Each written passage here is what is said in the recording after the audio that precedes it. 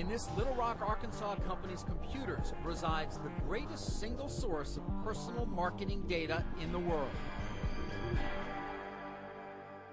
You think they're scared? They may be. The man who built Axiom is far from the cloak and dagger type one might expect to find running such an enterprise.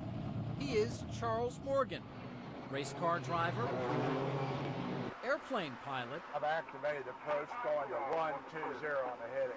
and Axiom's company leader, as he is formally titled. These guys here are monitoring the worldwide network. Right. You know, we have got connections to all of our clients. Axiom collects and manages more than 3 billion records a day. You say you have 17 billion data elements, almost all the households in the U.S., 70 million properties in the U.S., the most comprehensive repository of accurate telephone numbers in the U.S., both listed and unlisted. Right. We scan or collect data from the telephone directories. We go to the internet. We also go to property records. But in addition to gathering, sorting, and cataloging information from public records about virtually every American, Axiom has another business. Its acres of computers store private information about us, information that is gathered by the nation's banks, insurers, credit card issuers, retailers, car makers, and telecom companies. Almost every time you make a purchase, whether buying a book, going to the supermarket, or booking a trip, there's a record of your transaction, a record that's kept by the company you did business with.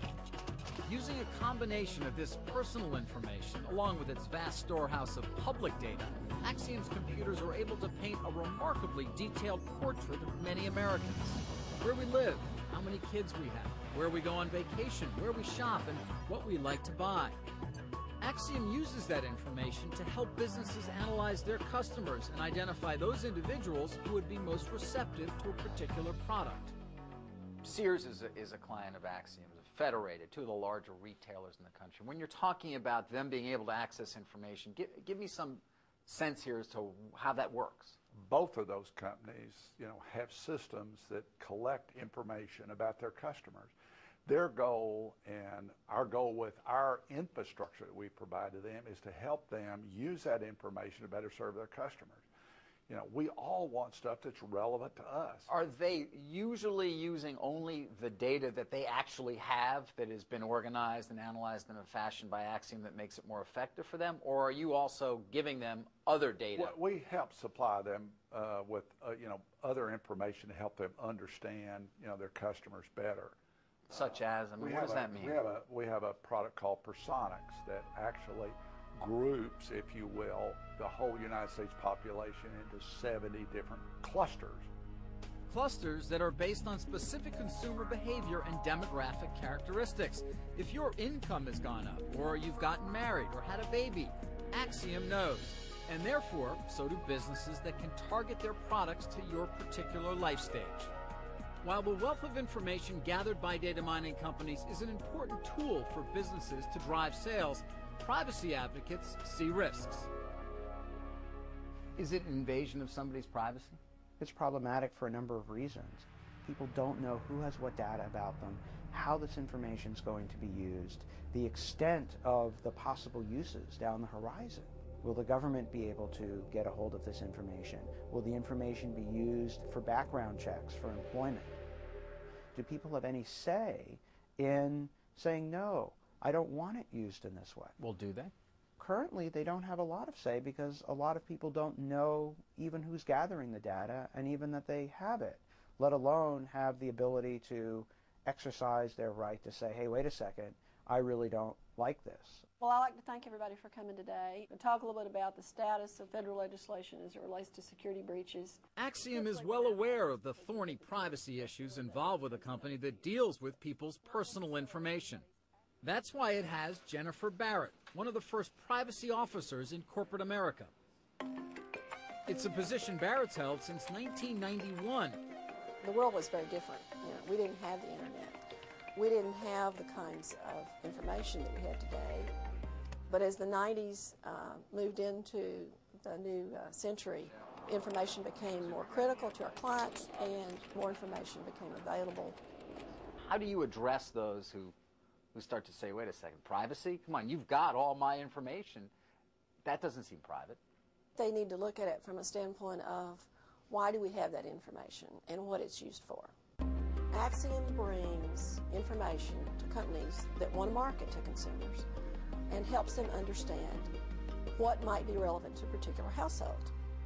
She really has it down. She knows how to explain what our company does and how to convince the public that it's not a big deal. Now, I think that she's wrong. I think that what her company does is very invasive. They have files on basically every American. They know information about how much money you make, about whether or not you have children, what your interests are. After 9/11, it was the government that was interested in Axiom's information. The FBI issued a subpoena, and Vice President Cheney got personally involved. Cheney really asked for a briefing just to understand himself what the private sector could do to help with the problem. The Attorney General was involved, and several other people in the Department of Justice. Despite Morgan's contact with the Vice President and the FBI, Axiom's business with the federal government remains tiny. Not so its ever-growing mound of data. Yeah, it just goes on and on and on.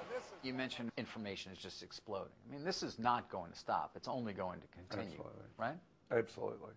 20 years ago, it was too expensive to even store this data. Now, instead of storing 6 months of history, we store 6 years of history.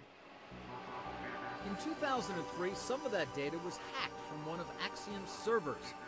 The company now says it has one of the most secure networks in the world. But these days, the proliferation of information is so extensive that computer hackers don't need to break into highly secure databases in order to find valuable information. In fact, sometimes the most private of things can be found in the most public of places, on Google. Johnny Long is what's known as a good guy computer hacker. He works as a researcher at the Computer Sciences Corporation from these offices near Baltimore, Maryland. It's his job to advise companies on the security of their networks, and as part of that job, he tries to break into those networks. But before he employs some of his more complex hacking techniques, Long uses Google, because he's found that a simple search of the internet using Google can turn up enough personal information to make a bad guy giddy. You can see here that we have credit card information, expiration dates, we have folks' names, we have their addresses, their phone numbers, PayPal IDs, eBay IDs, and passwords. The information Long can find using Google is in almost every case not intended to be shared with the entire world. It normally results from people or organizations unwittingly putting sensitive information on the internet. Google search technology doesn't differentiate between what is private and what's not, so if it's on the internet, Google is going to find it, keep it, and make it available to everybody else. The parade of personal information seems endless. This was a report that was put out by a city. They were having trouble with their residents paying their water bills. So what they did is they created this document that included the person's full name, their address, how much they owed, and their social security number. A lot of search engines have the ability to say, just give me Excel spreadsheets. And you can see we're able to find things like expense reports. This was a search that we did for phone bills. Okay, so you have this person's name, you have their phone number, and you can see all of the charges. This is one that was pretty scary, than actual Equifax credit report. So this lists somebody's entire credit history. This sort of searching is definitely something that's happening. It's part of the bigger identity theft picture. This is definitely something that the bad guys would do.